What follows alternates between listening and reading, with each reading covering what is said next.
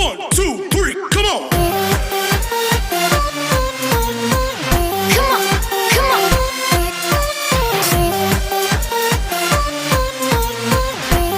Hello student, स्वागत है आपका यूट्यूब के इस चैनल में जिसका नाम है संजय सर क्लास। और आज मैं लेके आया हूं आप लोगों के लिए प्रकाशिकी का चौथा लेक्चर, जिसमें हमको उत्तल दर्पण से प्रतिबिंब का निर्माण पढ़ना है। पिछले वीडियो में हम लोगों ने पढ़ा था अवतल दर्पण में प्रतिबिंब का निर्माण कैसे होता है। यदि आपने वो वीडियो नहीं देखा होगा तो प्लीज पहले उस वीडियो को देखिए, तब जाके आपको ये लेक्चर ज्यादा अच्छे से समझ में आएगा। ठीक है स्टूडेंट, आइए चालू करते हैं। पिछले वीडियो में हम लोगों ने पढ़ा था कि प्रतिबिंब निर्माण के लिए अपने को किरणों की आवश्यकता होती है और मुख्य रूप से हमें कितने किरण चाहिए होता है प्रतिबिंब निर्माण के लिए? 2 किरण चाहिए होता है। उसी प्रकार उत्तल दर्पण में भी हमको प्रतिबिंब निर्माण के लिए कम से कम 2 किरणों की आवश्यकता होती है। पहले हम जान लेते हैं उत्तल दर्पण को। उत्तल दर्पण का जो परावर्तक पृष्ठ है वो क्या होता है? ऐसे उभरा हुआ होता है, ऐसे उभरा हुआ है। ये क्या होता है? इसका पॉलिश पृष्ठ होता है और ये इधर अपना सर्किल पूरा करता है, इसलिए इसका वक्रता केंद्र इधर होता है। इसका फोकस बिंदु भी कहाँ होगा? इधर होगा। ठीक है, अब इसमें पहली किरण जो आती है ये देखते हैं कि ये किरण आ रही है जो इसके क्या हो रही है? समानांतर। किसके समांतर आपतित हो रही है? मुख्य अक्ष के समांतर आपतित हो रही है। मुख्य अक्ष किसको कहते हैं? इस ब्लू वाले लाइन को, जो ध्रुव और वक्रता केंद्र से होकर गुजरती है। अब इस पर कोई प्रकाश किरण क्या हो रही है? आपतित हो रही है, जो क्या है? मुख्य अक्ष के समांतर है। तो ये बिंदु क्या हो जाएगा? इसका आपतन बिंदु हो जाएगा। ठीक है, अब मान लीजिए ये कोई क्या है? एक समतल दर्पण है। समतल दर्पण पे जब कोई प्रकाश किरण ऐसे आपतित होती है, ठीक है, तो ये क्या कहलाता है? आपतन बिंदु कहलाता है। और आपतन बिंदु पर एक अभिलंब होता है। ठीक है, जो क्या होता है? जो आपतित किरण के साथ क्या बनाता है? आपतन कोण बनाता है। और इतने ही कोण के साथ ये किरण यहां से क्या होती है? परावर्तित हो जाती है। चूंकि ये क्या है? गोलीय दर्पण का भाग है, तो जब हम गोले में ऐसे लेंगे तो गोले के केंद्र से परिधि पर कोई भी ऐसे लाइन खींचेंगे, सभी क्या होता है? इस पर अभिलंब होता है। सभी इस पे क्या होते हैं? लंबवत होते हैं। उसी प्रकार ये गोलीय दर्पण का ही एक क्या है? भाग है। तो इसका अभिलंब कौन सी की रेखा होगी? कौन सी किरण होगी? जो इस वक्रता केंद्र से होकर गुजरेगी। तो वक्रता केंद्र से हम क्या करते हैं? एक इस पर अभिलंब खींच देते हैं। ये क्या हो गया? इसका अभिलंब हो गया। फिर ये यहाँ पे क्या बनेगा? इसका आपतन कोण I बनेगा। और जितने कोण से कोई किरण आपतित होती है उतने ही कोण से बनाते हुए वो क्या होती है? परावर्तित भी हो जाती है। हमने परावर्तन के नियम में एक चीज पढ़ा है कि आपतन कोण और परावर्तन कोण क्या होते हैं? इक्वल होते हैं, बराबर होते हैं। मतलब ये किरण अभिलंब के साथ I कोण पर आपतित हुई है, तो अभिलंब के साथ R कोण बनाते हुए क्या हो जाएगी? ये परावर्तित हो जाएगी। मतलब ये कोण क्या बनेगा? परावर्तन कोण, कोण R होगा। और ये किरण क्या होगा? ऐसे परावर्तित हो जाएगी। ठीक है, अब परावर्तित हो जाएगी तो ये किरण आगे तो जा नहीं रही है, खुद से जा नहीं रही है, तो इसको हम क्या करते हैं? आगे की ओर बढ़ाते हैं और जो कहां जाके टकराएगी? इसके फोकस से। हमने पढ़ा है पिछले वीडियो में कि जब कोई किरण मुख्य अक्ष के समांतर आपतित होती है तो परावर्तित किरण इधर कहां जाती है? मुख्य फोकस से होकर गुजरती है। तो ये इसका क्या हो गया? फोकस बिंदु। और एक दूसरी किरण लेते हैं जो इसके इधर से समांतर आपतित होती है मुख्य अक्ष की। मान लेते हैं ये किरण को इस पर ऐसे आपतित हो रहा है। ठीक है, जो इधर क्या हो जाएगा? इस पे हम एक अभिलंब खींचते हैं। ऐसे अभिलंब खींचे जो बिंदु C से होकर गुजरता है। ये कोण क्या हो गया? आपतन कोण हो गया। जब इस पर ये परावर्तित ऐसे होगा तो ये कोण क्या हो जाएगा? कोण R हो जाएगा। इसको जब हम आगे बढ़ाएंगे तो ये कहां पे जाके टच करेगा? फोकस बिंदु पर जाके टच करेगा। मतलब जब कोई प्रकाश किरण मुख्य अक्ष के समांतर आपतित होती है मुख्य अक्ष के समांतर आपतित हुई तो परावर्तित इधर हो गई, ये इधर हो रहा है, ये इधर हो रहा है। और जब ऐसे परावर्तित हो जाएंगे तो आगे जाकर के कहीं तो मिलेंगे नहीं, और जब आगे जाकर नहीं मिलेंगे तो हम उसको क्या करेंगे, इधर की ओर आगे अपने से बढ़ाएंगे, खुद से नहीं मिल रहा। अब हम क्या करेंगे, जबरदस्ती कर रहे हैं इसके साथ। जबरदस्ती जब करेंगे तो आगे जाके एक दूसरे को कहां पर मिलते हैं, फोकस बिंदु पर मिलते हैं। ठीक है, ये ध्यान रहे कि जब कोई प्रकाश किरण मुख्य अक्ष के समांतर आपतित होती है तो परावर्तन के पश्चात मुख्य बिंदु पर, फोकस बिंदु पर मिलती हुई प्रतीत होती हैं। और जब मिलती हुई प्रतीत होती हैं मतलब ये पॉइंट क्या कहलाएगा, आभासी फोकस कहलाएगा। क्या कहलाएगा, आभासी फोकस कहलाएगा। ध्यान रखिएगा, ठीक है, कि ये क्या हो रहा है, हम इसके साथ जबरदस्ती कर रहे हैं। जब जबरदस्ती कर रहे हैं तो वहां पे क्या होगा, आभासी फोकस कहलाएगा। लिख लेते हैं इसके पॉइंट को कि मुख्य अक्ष के समांतर जो किरणें आपतित होती हैं परावर्तन के पश्चात फोकस बिंदु पर मिलती हुई प्रतीत होती हैं। अब आते हैं हम दूसरे कंडीशन पे। दूसरे कंडीशन पे जब हम जो किरण लेंगे वो किरण क्या होगा, वक्रता केंद्र से जाता हुआ प्रतीत होगा। वक्रता केंद्र से इधर तो बढ़ेगा नहीं, लेकिन हम ये मान के चलेंगे ये किरणें कहां पर जाके मिलेंगी, वक्रता केंद्र से जाके मिलती हुई प्रतीत होती हैं। ये किरणें इस प्रकार से आपतित हो रही हैं कि वक्रता केंद्र पर जाकर मिलती हुई प्रतीत होंगी। अब वक्रता केंद्र पर जब हम अभिलंब खींचेंगे वो क्या अभिलंब होगा, यही क्या होगा, उसका अभिलंब भी होगा। और जब यही अभिलंब होगा मतलब आपतित किरण और अभिलंब के बीच में बनने वाला कोण क्या है, 0 अंश का है, तो परावर्तन कोण भी क्या होगा, 0 अंश होगा। मतलब किरण इसी मार्ग पर क्या हो जाएगी, परावर्तित हो जाएगी। मतलब आपतित किरण यदि मुख्य फोकस से गुजरती हुई प्रतीत होती है तो वो उसी मार्ग में क्या होगी, परावर्तित हो जाएगी। लिख लेते हैं, आपतित किरण जो केंद्र पर आपतित होती हैं, जो केंद्र पर आपतित होती हुई प्रतीत होती हैं, वो परावर्तन के पश्चात उसी मार्ग में क्या होती हैं, वापस लौट जाती हैं। ये हैं वो महत्वपूर्ण किरणें जिनके उपयोग से हमको क्या करना है, प्रतिबिंब का निर्माण करना है। अब आते हैं हम लोग वस्तु की स्थिति और प्रतिबिंब का बनना। वस्तु की स्थिति मतलब बिंब कहां पर है, वस्तु कहां पर है।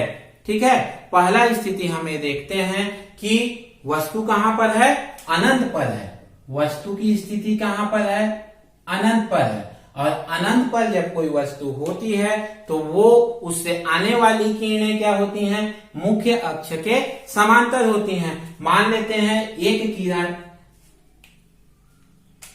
अनंत से आने वाली एक किरण इससे टकराई, आपतित हुई।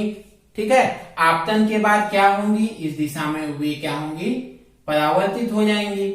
दूसरी किरण आपतित हो रही है यहाँ पे, ये आपतन बिंदु पर टकराने के बाद इस दिशा में क्या हो रही हैं, परावर्तित हो जा रही हैं। जब इस दिशा में परावर्तित हो जा रही हैं तो ये एक दूसरे से क्या हो रहे हैं, दूर जा रहे हैं। ऐसे आया और ऐसे वापस चला गया, ये ऐसे आया और ऐसे वापस जा रहा, एक दूसरे से दूर जा रहे हैं। मतलब एक दूसरे से क्या होंगे, कहीं पर टकराएंगे नहीं। और जब टकराएंगे नहीं मतलब इधर प्रतिबिंब क्या होगा, नहीं बनेगा। अब क्या करेंगे, हम इसको आगे बढ़ाएंगे, आगे ऐसे बढ़ा देते हैं। एक दूसरे को ये कहां पे मिले, फोकस पर मिले। और फोकस पर जब मिले तो यहां पर क्या बनेगा, इस वस्तु का प्रतिबिंब बनेगा। ठीक है स्टूडेंट, क्या जब प्रकाश किरण मुख्य अक्ष के समांतर आपतित हुई, किससे आने वाली, वस्तु से आने वाली प्रकाश किरण मुख्य अक्ष के समांतर आपतित हो रही हैं तो परावर्तन के पश्चात इस दिशा में मुड़ रहे हैं। इस दिशा में मुड़ रहे हैं मतलब आगे जाके एक दूसरे से क्या है, लगातार दूर जा रहे हैं। मतलब वे अनंत में भी कहीं पर जाकर एक दूसरे से नहीं टकराएंगे, एक दूसरे को नहीं मिलेंगे। इसलिए हम क्या करेंगे, इसको अब आगे बढ़ा देते हैं। हम इसके साथ जबरदस्ती करते हैं और आगे बढ़ा देते हैं, और एक दूसरे को ये किरणें कहां पर आकर मिलेंगी?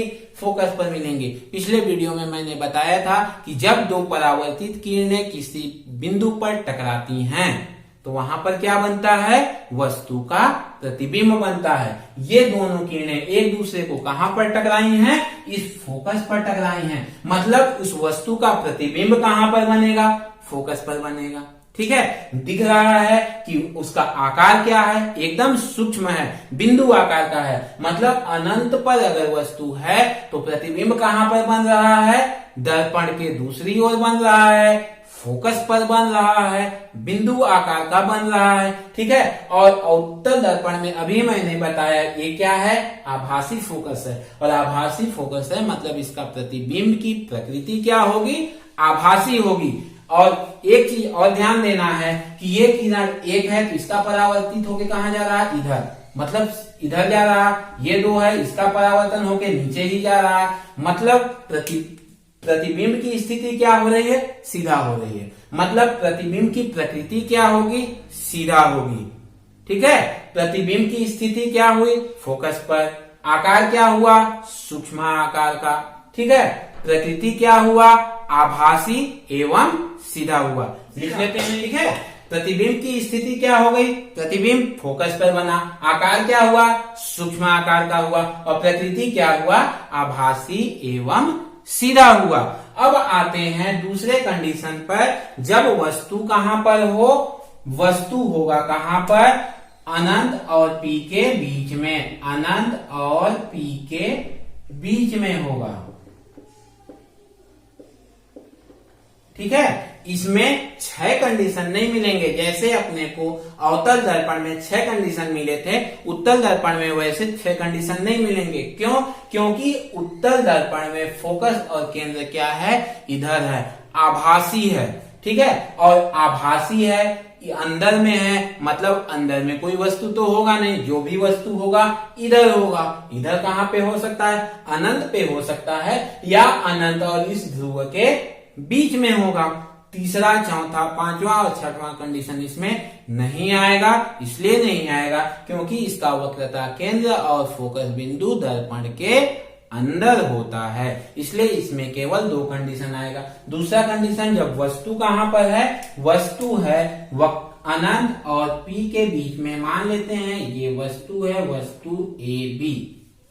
ठीक है, इससे चलने वाली एक किरण ये मुख्य अक्ष के समांतर आपतित हुई और परावर्तन के पश्चात इधर मुड़ गई। ठीक है, ये इधर मुड़ गई। इसको आगे हम बढ़ाते हैं। ये आके यहाँ पे मिला, ये क्या हो गया? इसका फोकस बिंदु हो गया। फोकस बिंदु पर आकर मिला। अब दूसरी किरण लेते हैं जो कहां से होकर जाता है? केंद्र से होकर जाएगा। केंद्र से ले जाते हैं ऐसे।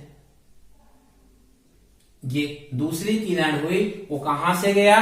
केंद्र से होकर जाता है। और जब केंद्र से होकर जाता है तो मैंने बताया था कि 2 परावर्तित किरण केंद्र से होकर जाएगा, तो केंद्र से ही होकर क्या होगा? ये वापस उसी मार्ग में हो जाएगा। इस कंडीशन में भी हमने देखा था कि जब कोई प्रकाश किरण केंद्र पर आपतित होती है तो उसी मार्ग में परावर्तित हो जाती है। तो ये दूसरी किरण जो केंद्र से होकर आपतित हो रही है वो उसी मार्ग में क्या हो जाएगी? परावर्तित हो जाएगी। इस प्रकार ये दोनों किरणें एक दूसरे को कहां पे मिल रही हैं? इस बिंदु पर मिल रही हैं। और इस बिंदु पर बिंदु ए का प्रतिबिंब बनेगा ये डैश, और नीचे में है इसके यहाँ क्या? B dash. ये मिल गया इस वस्तु का प्रतिबिंब। लेकिन क्या ये किरणें खुद से मिली हैं? नहीं मिली हैं। इन किरणों को हमने जबरदस्ती मिलाया है। और जब हम जबरदस्ती मिलाएंगे मतलब हमारा प्रतिबिंब क्या बनेगा? आभासी बनेगा। मतलब ए डैश बी डैश की प्रकृति क्या होगी? आभासी होगी। वस्तु के सापेक्ष क्या है? सीधा है। वह प्रकृति क्या हुई? सीधा हुई। कहां पर बना है? P और F के मध्य में, ध्रुव और फोकस के बीच में बना है। ठीक है, वस्तु की स्थिति क्या हो गई? ध्रुव और फोकस के बीच में। आकार क्या हो गया? वस्तु के सापेक्ष छोटा है। प्रकृति क्या हुई? आभासी एवं सीधा। लिख लेते हैं इसको। प्रतिबिंब ये हो गया है क्या? प्रतिबिंब की स्थिति। प्रतिबिंब की स्थिति कहां पे बनी? फोकस और ध्रुव के बीच में बना है, आकार वस्तु से छोटा है और प्रकृति कैसा है इसका, आभासी एवं सीधा है। उत्तल दर्पण में दो ही स्थिति में वस्तुएं रखी जाती हैं और ये दो प्रकार से इसका प्रतिबिंब बनता है। स्क्रीनशॉट ले लीजिए। आइए अब आगे बढ़ते हैं। आगे है दूरी को हम कैसे मापते हैं। अवतल दर्पण हो या उत्तल दर्पण हो, जब हम इसमें लंबाई को लेते हैं, दूरी को मापते हैं, तो अक्सर उसमें धन और ऋण का चिन्ह लगाते हैं। उन चिन्हों को हमको लगाना कैसे है, इसे कहते हैं हम चिन्ह परिपाटी का नियम कहते हैं। ध्यान रखिएगा, इसे हम क्या कहते हैं, चिन्ह परिपाटी का नियम कहते हैं। चिन्ह परिपाटी को जब लेते हैं तो हम दो प्रकार से लेते हैं। पहले हम लेते हैं क्या, मुख्य अक्ष के। ये क्या है, हमारा मुख्य अक्ष है। क्या है, मुख्य अक्ष है। अब जब मुख्य अक्ष के हम ऊपर की ओर लंबाई को लेते हैं, ऊपर की ओर मतलब इस दिशा में, ऐसे इस दिशा में लंबाई को लेते हैं, तो ये क्या होता है, हमारा हमेशा हर स्थिति में क्या होता है, पॉजिटिव होता है। क्या होता है, हर स्थिति में मुख्य अक्ष के ऊपर की ओर लेते हैं तो चिन्ह हमेशा प्लस का लगेगा, धन का लगेगा। मुख्य अक्ष के ऊपर जब लंबाई को लेते हैं तो वो धनात्मक होता है, और जब मुख्य अक्ष के नीचे लंबाई को लेते हैं इस दिशा में, तो हमारा चिन्ह जो होता है वो क्या होता है, निगेटिव होता है। क्या होता है, ऋणात्मक होता है। ध्यान रखिएगा, अवतल दर्पण हो या उत्तल दर्पण हो, दोनों में मुख्य अक्ष के ऊपर जब लंबाई लेते हैं तो ये क्या होता है, पॉजिटिव होता है। क्या होता है, पॉजिटिव होता है। और जब नीचे लंबाई लेते हैं तो ये क्या होता है, ऋणात्मक होता है। ठीक है स्टूडेंट, किसी भी दर्पण में लेंगे, चाहे हम अवतल दर्पण में लेंगे, चाहे हम उत्तल दर्पण पे लेंगे, यदि हम मुख्य अक्ष के ऊपर लंबाई ले रहे हैं तो धनात्मक होगा, मुख्य अक्ष के नीचे ले रहे हैं तो क्या होगा, ऋणात्मक होगा। ठीक है, और इस कंडीशन में जब हम ऊपर और नीचे का चिन्ह लेते हैं तो उस समय थोड़ी देर के लिए आप अपने दिमाग से दर्पण को हटा दीजिए। हमको उस समय केवल दिखाई देना चाहिए क्या, मुख्य अक्ष दिखाई देना चाहिए, और मुख्य अक्ष के ऊपर चिन्ह धनात्मक होता है, नीचे ऋणात्मक होता है। ठीक, अब दूसरा स्थिति लेते हैं किसके, दर्पण के सापेक्ष। दर्पण के सापेक्ष जब वस्तु इधर है, जब हम लंबाई मुख्य अक्ष पर दर्पण के इधर ले रहे हैं, किस पर ले रहे हैं, मुख्य अक्ष पर ले रहे हैं, किसके, दर्पण के इधर। जब दर्पण के इधर लेते हैं तो हमारा चिन्ह जो होता है इस दिशा में जो होता है वो क्या होता है, ऋणात्मक होता है, चाहे ऊपर हो चाहे नीचे हो। लेकिन जब हम इस दिशा में लंबाई लेते हैं, किस दिशा में, दर्पण के इधर लेते हैं, मुख्य अक्ष पर लंबाई लेते हैं, तो हमारा चिन्ह क्या होता है, धनात्मक होता है। हमारा चिन्ह क्या होता है, धनात्मक होता है। उसी प्रकार उत्तल दर्पण में भी होता है कि दर्पण के सापेक्ष जब लंबाई को हम मुख्य अक्ष पर इधर लेते हैं तो हमारा चिन्ह क्या होता है, ऋणात्मक होता है। नीचे भी क्या होता है, इस धर ऋणात्मक होता है। लेकिन दर्पण के इधर लंबाई जब इधर लेते हैं तो हमारा चिन्ह जो होता है क्या होता है, धनात्मक होता है। ध्यान रखिएगा स्टूडेंट, यहाँ पे ये मिक्स जरूर हो रहा है कि एक बार प्लस है एक बार माइनस है, तो इस चीज को स्पष्ट करने के लिए ब्लैक कलर में लिखा हूँ मुख्य अक्ष के सापेक्ष और ब्लू कलर में लिखा हूँ मैं दर्पण के सापेक्ष। दर्पण के सापेक्ष जब लंबाई हम किस पे लेते हैं, मुख्य अक्ष पर लेते हैं, ये लंबाई को हम लेते हैं। जैसे अवतल दर्पण में वक्रता केंद्र और ध्रुव के बीच की दूरी को जब हम लिखेंगे तो किसमें लिखेंगे, ऋणात्मक में लिखेंगे। लेकिन उत्तल दर्पण में वक्रता केंद्र और ध्रुव के बीच की दूरी को लिखेंगे तो धनात्मक में लिखेंगे। इसी चीज को इस चिन्ह परिपाटी में समझाया हूं। आई होप कि आपको अच्छे से समझ में आ गया होगा। आज का लेक्चर यहीं पे समाप्त हो रहा है। अगर आपको ये वीडियो पसंद आया होगा तो प्लीज लाइक करें, सब्सक्राइब करें और अपने दोस्तों में शेयर करें। एक बार मैं फिर से रिमाइंड कर देता हूं, आज जो हम लोग इस वीडियो में पढ़े हैं, उत्तल दर्पण द्वारा प्रतिबिंब का निर्माण कैसे होता है। जब कोई प्रकाश किरण मुख्य अक्ष के समांतर आपतित होती है तो परावर्तन के पश्चात फोकस बिंदु पर मिलती हुई प्रतीत होती हैं, और जो किरणें केंद्र पर आपतित होती हैं वो उसी मार्ग में वापस लौट जाती हैं। जब वस्तु अनंत पर होता है तो उसका प्रतिबिंब दर्पण के दूसरी ओर आभासी सीधा बिंदु आकार का बनता है। जब वस्तु कहाँ हो, अनंत और ध्रुव के बीच में होता है तो प्रतिबिंब ध्रुव और फोकस बिंदु के बीच में आभासी सीधा एवं वस्तु से छोटा बनता है। ठीक है, चिन्ह परिपाटी में जब आते हैं तो दर्पण के लेफ्ट साइड जब लेते हैं तो चिन्ह ऋणात्मक होता है, दर्पण के राइट साइड जब लेते हैं तो चिन्ह धनात्मक होता है, मुख्य अक्ष के ऊपर लेते हैं तो चिन्ह धनात्मक, मुख्य अक्ष के नीचे जब लेते हैं तो चिन्ह ऋणात्मक। अवतल और उत्तल दोनों दर्पण में ये होता है। ठीक है स्टूडेंट, आज का क्लास के लिए इतना ही।